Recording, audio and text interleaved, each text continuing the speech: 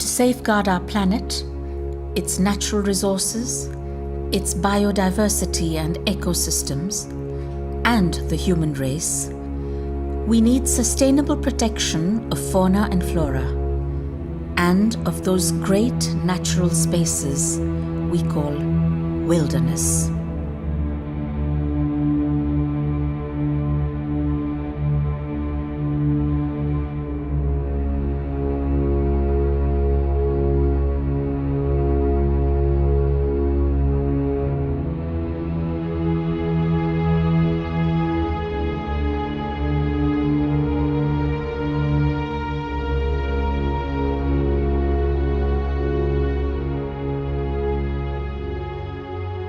National parks and protected areas should be the safest havens for wildlife in every country. But many parks are failing to protect their wildlife, and conservation is on the decline.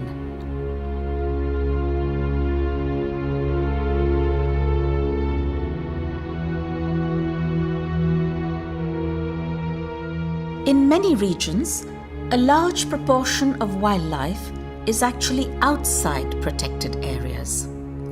So, with wildlife protection under threat in national parks, the effective conservation of wildlife in communal and private lands is vital to the sustainability of a country's wildlife resource base.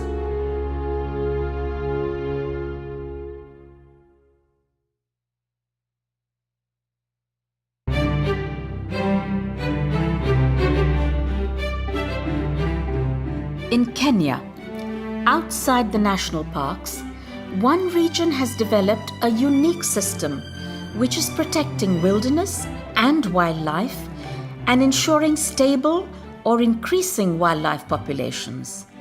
And it is creating work for its people. This is Laikipia, 10,000 square kilometers of hope for sustainable wildlife conservation.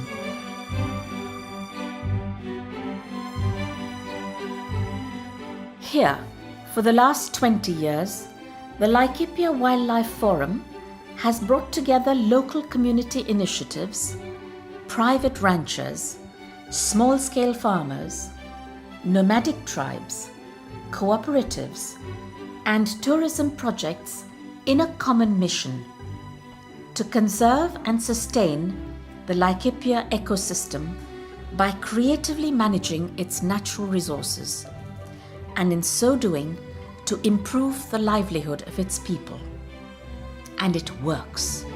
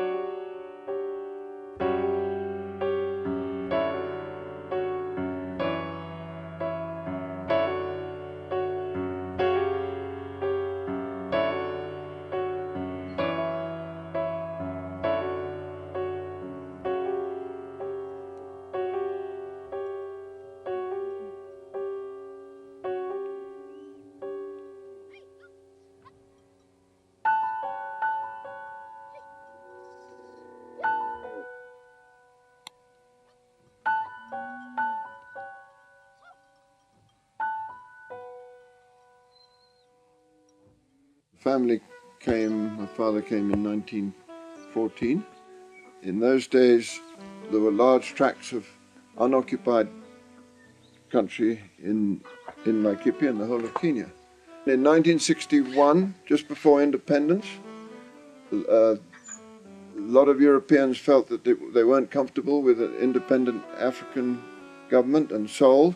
My father heard it was for sale and he couldn't help buying it because his nephew's grave was on the farm and he knew it well.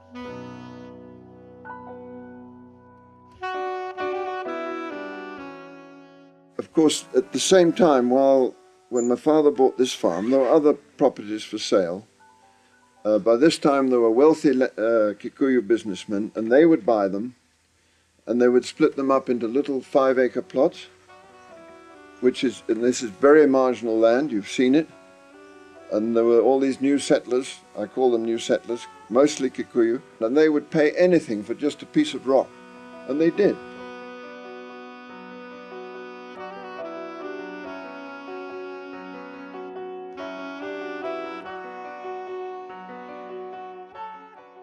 Okay, so now in the sort of late 60s, 70s, you've got a patchwork of large-scale ranches interspersed with all these desperately poor new settlers, predominantly Kikuyu.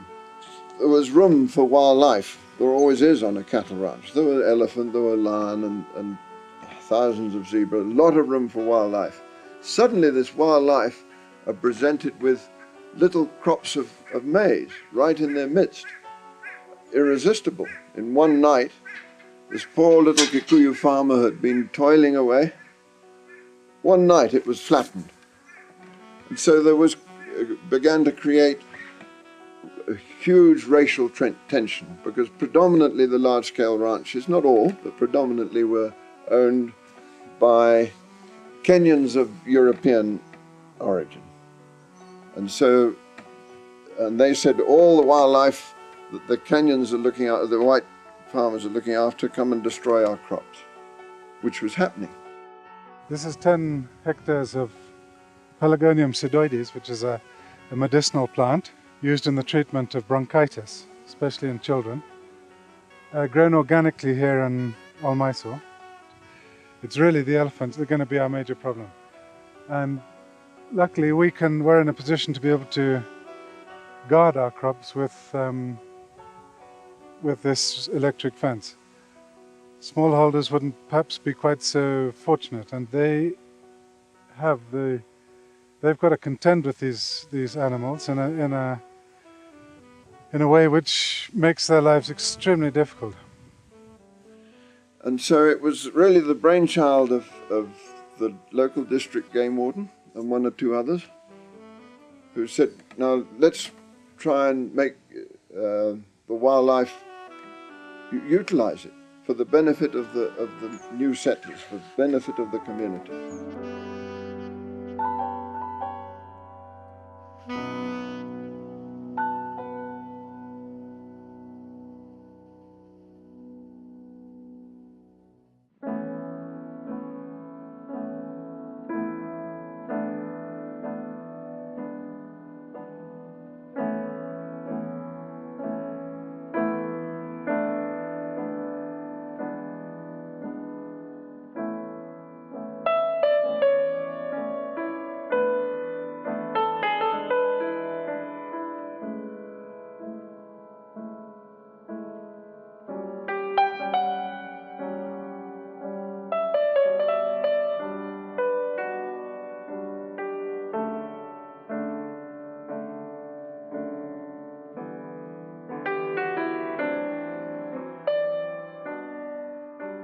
Richard Leakey was the director of KWS at that time. He's a forward-thinking guy, and he accepted what he called an experimental period and opened up a cropping scheme.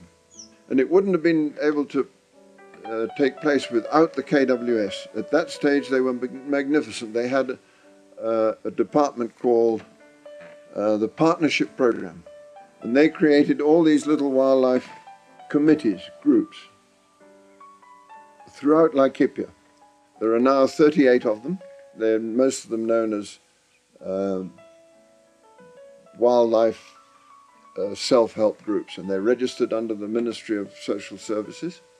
They all have bank accounts, because you had to have a bank account. You can't have a bank account without being a body. And then the Leakey only agreed that the cropping could take place provided there was an infrastructure to control it and to monitor it. And this is how the forum was created.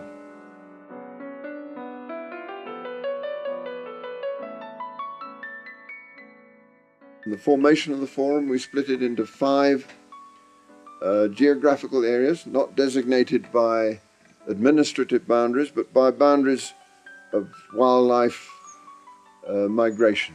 We sort of estimated where the wildlife migrations were and split the country up into 5 different units.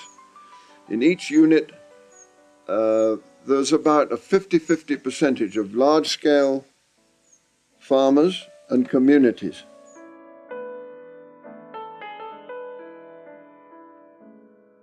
Every year, the director has to be elected by that unit. It's all extremely democratically arranged, and it's very possible for the Africans or even the Maasai to take over the whole of the executive running of the forum.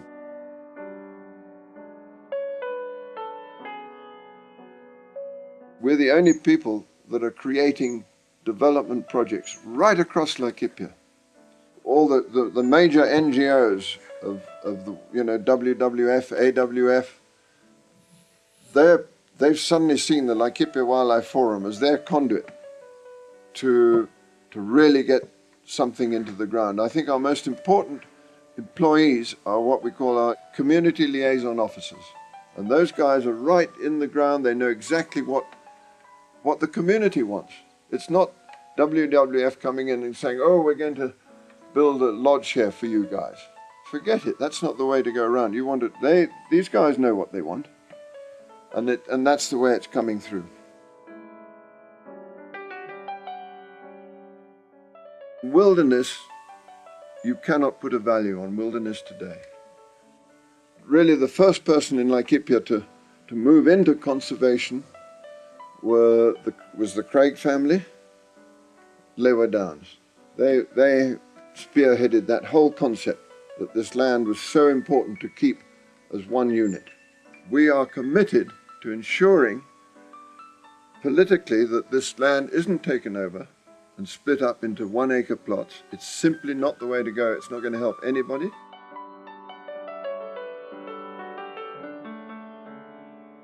What we are committed to doing is creating employment, and that can be done. You can build dams, open up irrigation. On this property, we've gone that way. On that irrigation plot, there's 15 hectares, and we employ 170 people there. And in Africa, you employ 170 people. That's supporting each one of those people. You can count having 5 or more. And so what we're all striving for now is to create employment. And it's not good enough to sit on this land and run cattle and sheep. That's outdated. Okay, that's that's only one fraction of the land use. So that's really the future of Laikipia, is to create employment and to try and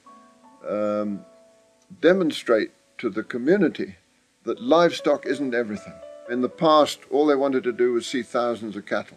Now they actually understand cash, they understand education, and they'll put their money into sending their children to school, and so employment is paramount. Even the Maasai to the north, their first request for help is a job.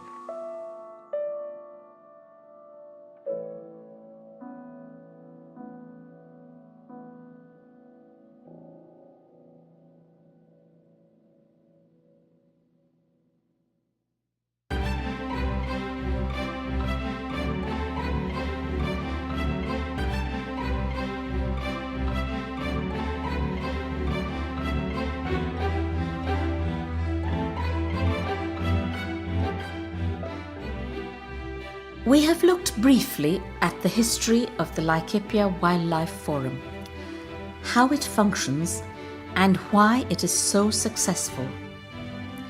And this leads us to a key question for now and for future generations. Could Laikipia be a blueprint for other parts of Africa, Asia and South America, a model for successful, working, sustainable environments outside of national parks and protected areas where wildlife is preserved and people prosper side by side? And what actually happened was, instead of throwing rocks at each other and fighting each other about the wildlife, the small-scale farmer, the communities came together with the large-scale rancher, and we now speak with one voice, go to government, we advocate the same policies, we've all come under the same roof, and it's had an amazing effect. And I think the success is because it's the people that were born, brought up here, and are going to be buried here. Those are the guys that are driving it. Whether you're black or white, it doesn't make any difference.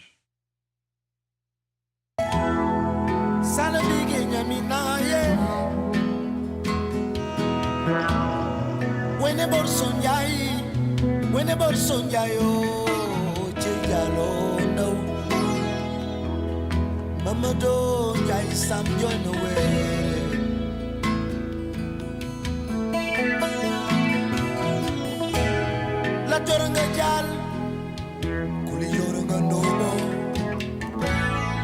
falfanti nai jorma samba yasino